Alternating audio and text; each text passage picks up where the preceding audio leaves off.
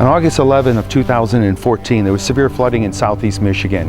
A lot of the damage was both public and private, and required a lot of assistance through volunteer programs to assist with the cleanup of basements to prevent molding and other serious health issues.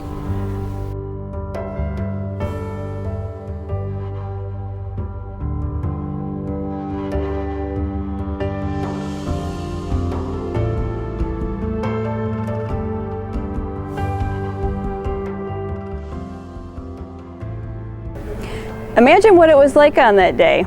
How did or would you feel during this type of event? Maybe you were there assisting with the response or recovery of the incident. This unexpected event on August 11th, 2014 prompted another event in the following days and weeks, the influx of volunteer support.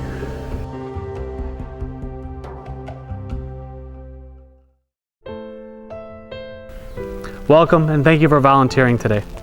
Everyone should have a temporary badge.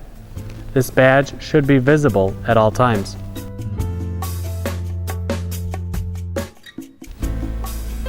Your safety is our highest priority at the VRC. Volunteers will be asked to review and fill out the volunteer liability waiver and release and the volunteer code of conduct form.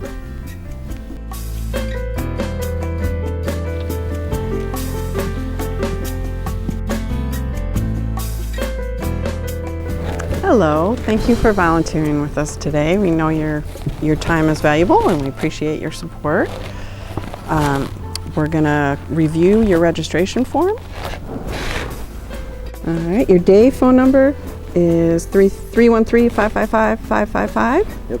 And your evening number is that same number as well? Yes. All right.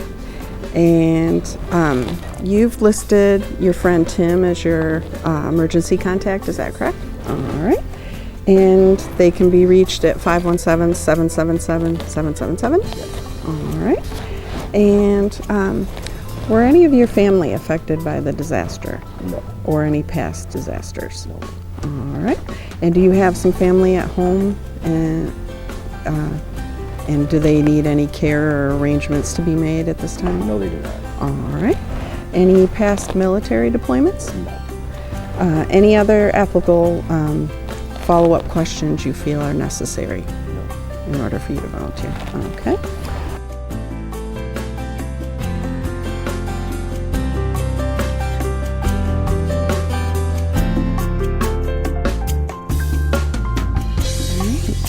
Okay, so Matt, thank you for volunteering with us again today. I noticed that from your registration that you have some experience in Crime Watch. Can you just give me a little bit of information on that?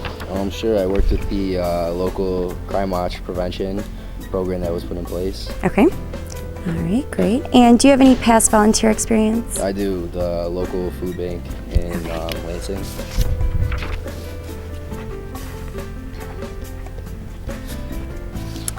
All right. So with your skills and interests, I would say that the best match with you or for you would be ARC Shelter.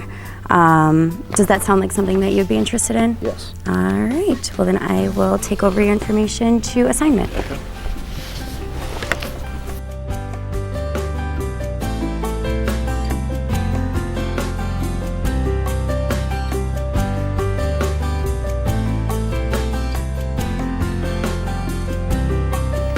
Hey Matt, thank you for volunteering today. Can I see your form? Thank you. All right, so I can see from your form here, you have some experience working in Crime Watch, as well as some food serving and that kind of stuff. Correct. Based on the recommendation of my friend over there, it sounds like the ARC Shelter is going to be the best location for you to volunteer. Is that something you're willing to do? Yep. Okay. All right, so I'm gonna have a runner grab the shelter form, and then I'm gonna get you off to our next station in credentialing. Okay. All right?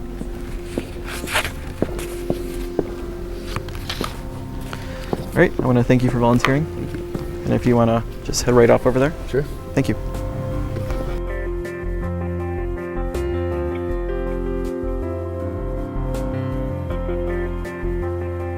Hey Matt, welcome and thank you for volunteering with us today. verify I have your information, and we're going to go ahead and make a wristband for you. I ask that you keep this on you at all times through your entire volunteering process. Again, I ask that you keep this on you at all times.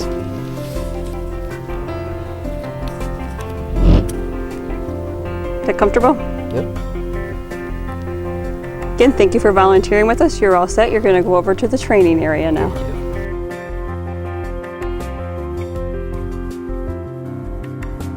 Thank you, folks, for coming today and volunteering with us. At this training station, we'll be giving you some basic training levels. Anything additional you need specific to your assignment, you'll be given at that time. Let's talk about code of conduct for a second.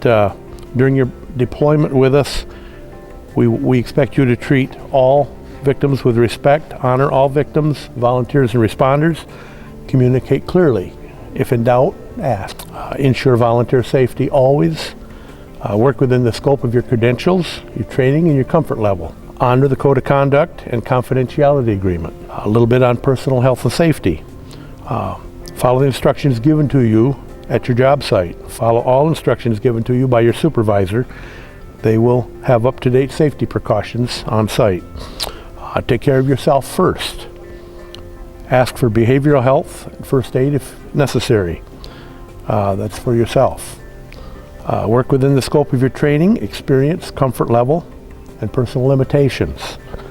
All incident work sites can be potentially hazardous and uncomfortable.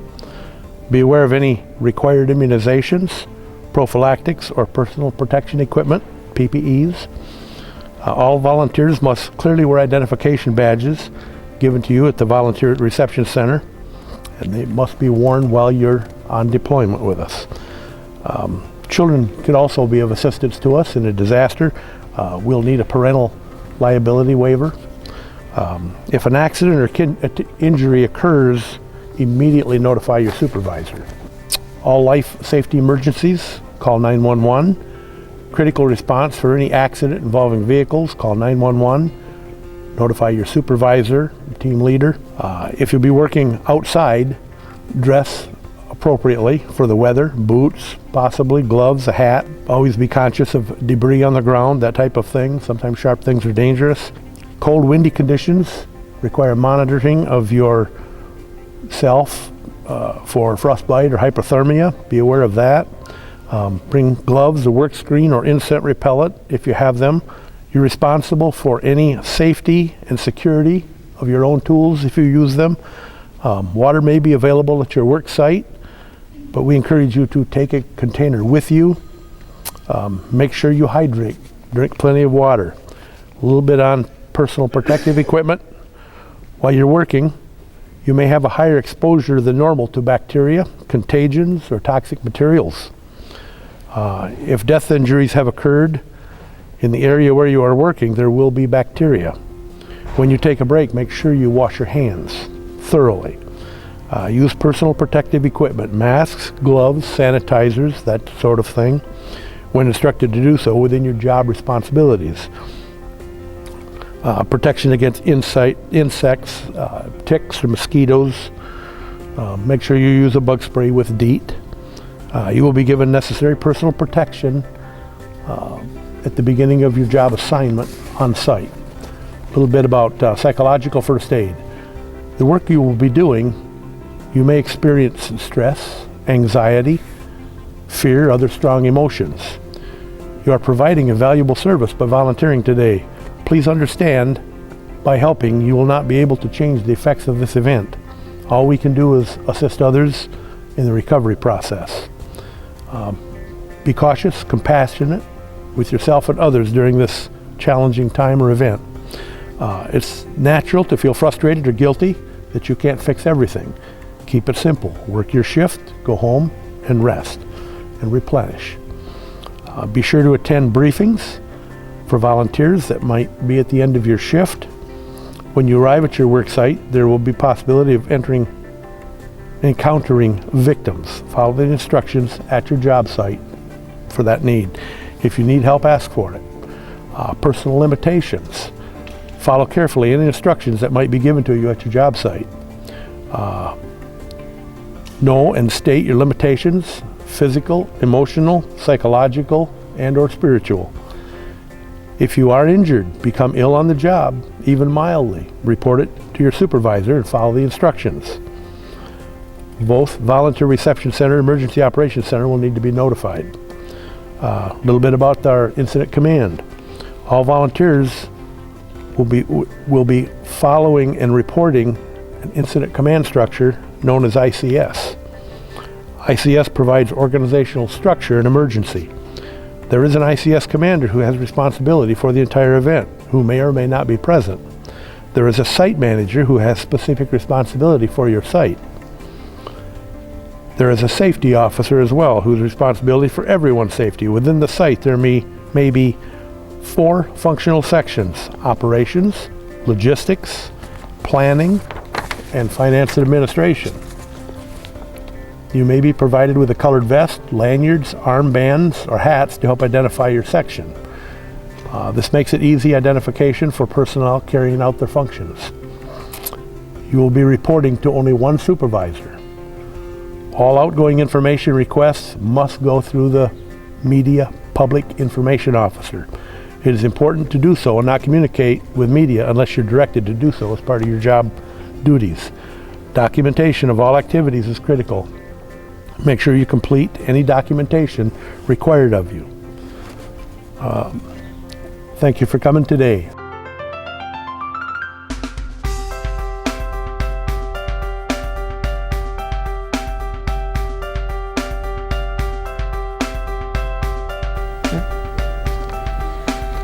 Welcome. Do you have your volunteer deployment checklist with you? Okay. Just going to go over a few things on your volunteer deployment checklist with you real quick. Okay. Seems you have all the necessary contact information. Let's see, do you have your volunteer assignment card with you with your ID, please? Should be in there. Should be. Okay. Yep. Inside the package, you're going to have who your supervisor will be and directions to the site. Now, we would not be issuing you any equipment for the site for this deployment, so you will not have an equipment log. So in here is the directions to the sites and your information on who your supervisor will be. Do you have any questions? No. Okay. Thank you very much. Thank you. Good luck. Thanks for volunteering.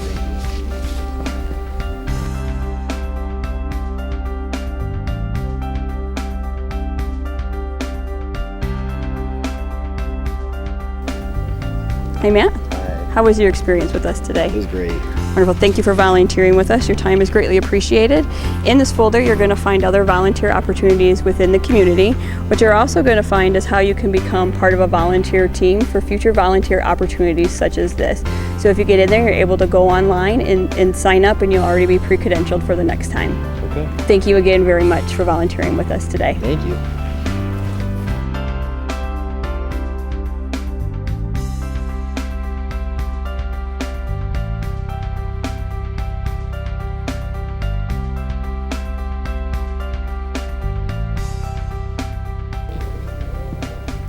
Hi Matt, how was your volunteering experience? It was great.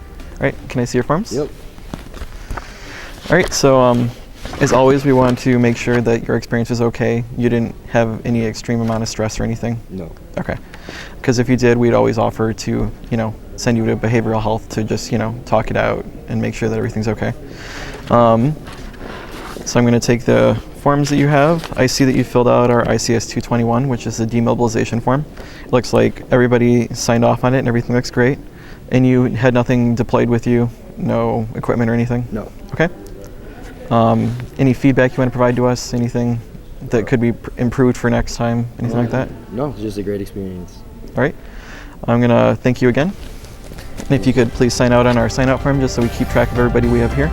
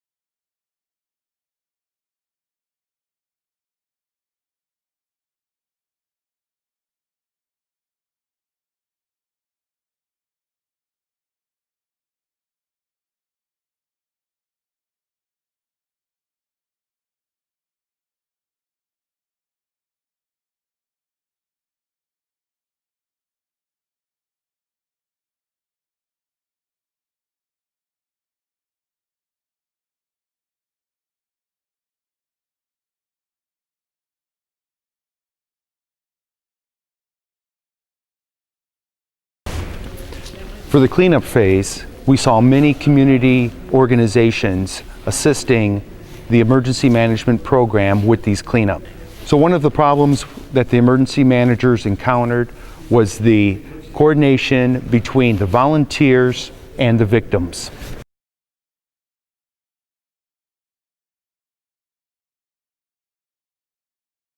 Volunteering helps them keep their mind off the disaster, but it all boils down to one thing: the compassion they have for their community.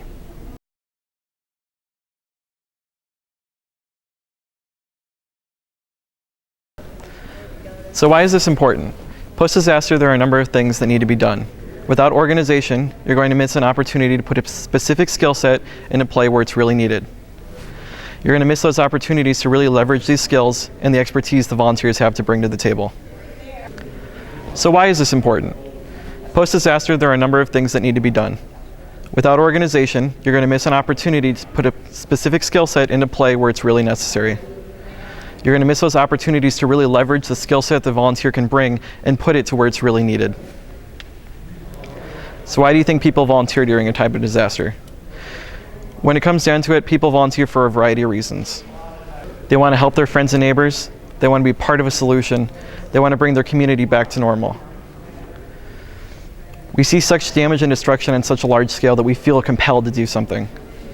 They want to help the people in need, and they want to make sure that once their family is taken care of, that they can help take care of the rest of the community.